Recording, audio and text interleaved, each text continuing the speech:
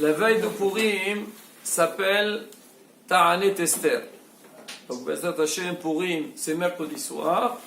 Et le mercredi, on doit jeûner. Et ce jeûne-là, il a été appelé Ta'anet Esther. Beaucoup pensent que ce jeûne-là, on l'appelle Ta'anet Esther parce que Esther, elle avait jeûné avec toute la population juive quand elle est entrée chez Ahashwerosh. Rabotai, c'est pas ça la vraie raison. Pourquoi? Parce que Esther, quand est-ce qu'elle a jeûné quand elle est entrée chez Ahashwerosh? C'était pendant la fête de Pessah.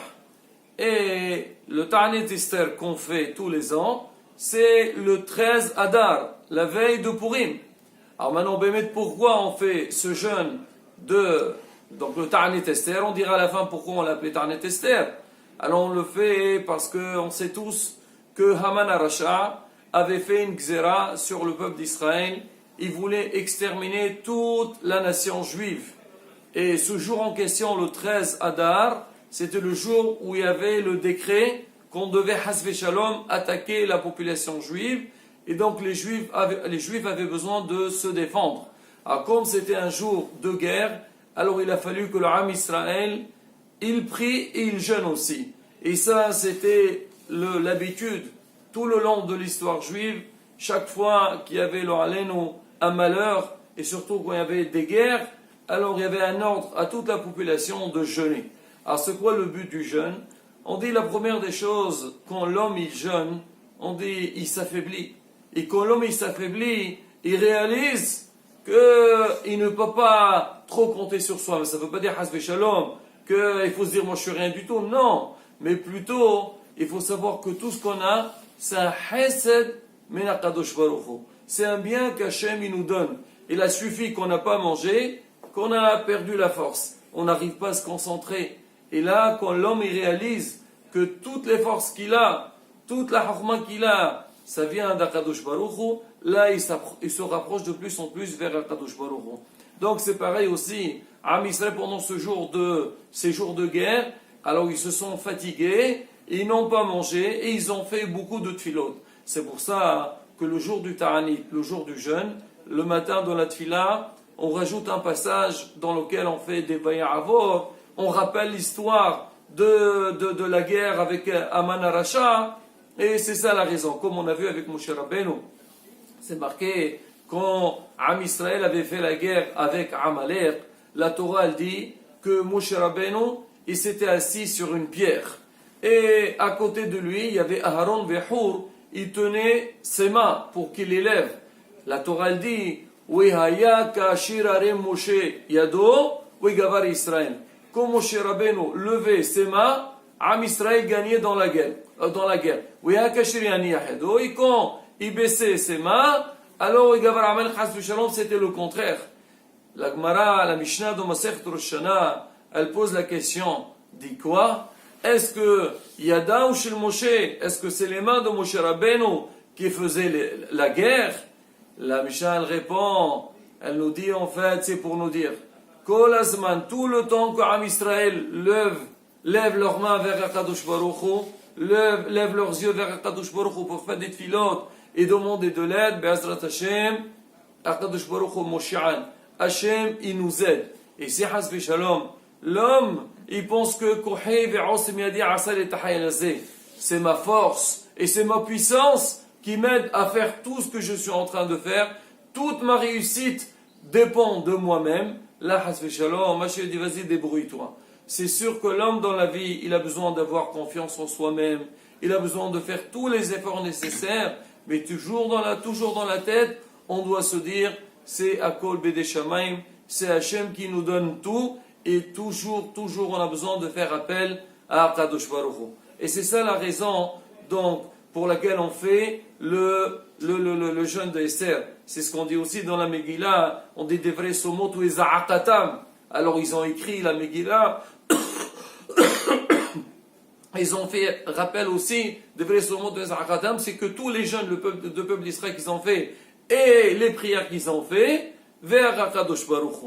Mais Hachamim, ils disent qu'on appelle quand même ce Ta'anit Esther, parce que ça fait rappel aussi avec l'histoire de Esther, Et aussi, donc ça donne un rappel aussi quand Esther est entrée chez Ahashverosh, il a fallu que tout le clan d'Israël il jeûne. Mais la date elle-même, elle est seulement par rapport à la guerre qui s'est déroulée contre Aman Arasha. Maintenant au niveau des halachot. Alors maintenant c'est qui doit jeûner. Alors on dit que les garçons à partir de l'âge de 13 ans et les filles à partir de l'âge de 12 ans, ils sont hayavim de jeûner. Ils doivent jeûner pendant ce jour-là. Personne ne peut se sentir exempté ou dispensé de ce jeûne-là. À part, Sha'ar dit, Me'ubarot, Meniqot, Hulim, donc les femmes qui sont enceintes, ou bien Meniqot, les femmes qui allaitent, ou bien les malades, alors ceux-là, ils sont dispensés de faire ce jeûne. Alors qu'est-ce qu'on appelle Me'uberet? C'est vrai qu'à l'époque de la Gemara, on dit c'est quoi une femme Me'uberet? Mais chez Hukar Ubara. C'est-à-dire qu'on voit la dame, on sent qu'elle est enceinte. Mais aujourd'hui, une femme, elle peut savoir si elle est enceinte ou pas déjà depuis le premier mois. Si jamais une femme, elle a fait une prise de sang et on lui a annoncé, on lui a dit qu'elle est enceinte, donc elle est dispensée de ce jeûne. C'est pareil aussi une femme qui a accouché et qui allait, elle est dispensée de ce jeûne. Alors tout le temps que la femme allait, elle n'a pas d'obligation de jeûner. Mais si la femme, elle a allaité, et ça fait plus d'un mois qu'elle a accouché, alors là on dit, tout dépend de son état de santé. Il y a beaucoup de gens, ils disent, oui, on nous a dit qu'une femme, 2 ans après l'accouchement, elle est dispensée de jeûner. Rabotaï, c'est faux. C'est vrai, c'est rapporté pour les femmes qu'elles sont fatiguées. C'est vrai qu'on dit, la femme après l'accouchement, ça lui prend 24 mois pour que son corps il se remette en place. C'est vrai, c'est tout un accouchement, c'est pas quelque chose de simple. Mais c'est pas pour ça que la femme, une fois qu'elle a accouché, elle va se dire voilà, j'ai 2 ans devant moi, je suis pas obligé de jeûner. Pas du tout. Si la femme, elle est Baruch Hashem, elle est en bonne santé, et elle fait tout, elle travaille, elle sort, donc vraiment elle sent pas une fatigue chez elle, alors tous les posrim disent que cette femme-là, elle est obligée de jeûner. Alors ce jeûne de Ta'anit Esther, c'est vrai qu'on dit, il est un peu plus léger que les autres jeûnes. C'est vrai, mais c'est pas pour ça que les gens ils disent, il est plus léger et on n'est pas obligé de le faire. Pas du tout, tu dois le faire. Dans certains cas, alors on allège plus. Par exemple, on sait que quand quelqu'un il se marie, on dit 1 semaine après son mariage, on dit ces jours-là, c'est Yamim Tovim pour lui. Ils sont considérés comme un jour de fête. Il ne doit pas travailler. Donc on dit Shivat Yimei Mishte. En général, dans tous les autres jeûnes, si quelqu'un il se marie et dans la semaine il y a un jeûne, il est obligé de le faire.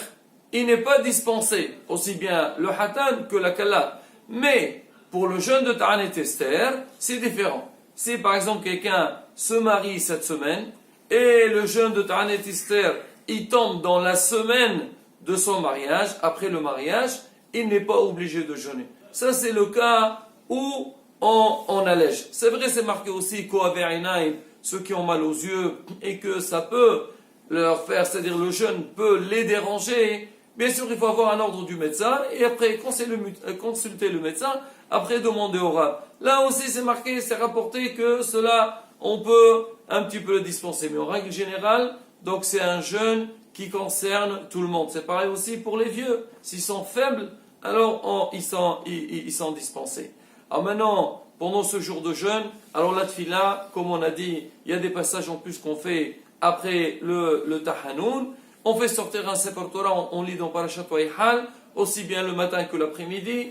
Alors les gens qui ne jeûnent pas doivent faire attention. Si jamais on va les appeler pour monter à la Torah, ils n'ont pas le droit de monter. Ils doivent le signaler à l'avance au rab ou au responsable qui appelle les gens pour monter à la Torah. Voilà, ça, la bataille dans la tfila, on doit faire anenu. Alors on a parlé de ça la semaine dernière. Juste à la fin du jeûne, on doit faire la lecture de la Megillah. C'est marqué, on n'a pas le droit de manger tout le temps qu'on n'a pas écouté la Megillah. Maintenant, si quelqu'un il est faible, on pourrait lui permettre de prendre un café ou un gâteau moins que 54 grammes, Mais ça vraiment, si quelqu'un, vraiment, il est très très fatigué. Mais en règle générale, donc, c'est vrai qu'on doit commencer la prière tout de suite à la sortie des étoiles. On fait la lecture de la Megillah, tout le monde est présent, on écoute la Megillah. Une fois qu'on a fini la Megillah, donc on fait ce qu'on veut. Bien sûr, pour les gens, les femmes ou les personnes qu'on va leur faire une lecture à la maison, ceux-là, ils vont attendre beaucoup. C'est sûr qu'on peut leur permettre de prendre un gâteau ou un café, mais même dans le cas où vraiment ils ne savent pas à quelle heure on va leur lire ou ils savent que ça va trop tarder, alors ils peuvent manger et il faut que quelqu'un leur rappelle qu'ils doivent écouter la Megillah après. Alors encore un dernier détail à la bataille par rapport au manger, pour le lendemain matin aussi c'est pareil. Le lendemain matin, faire attention, il faut écouter la Megillah après manger. Un café, on a le droit de boire le matin, c'est comme la tfila, mais autre chose, non, il faut écouter la Megillah.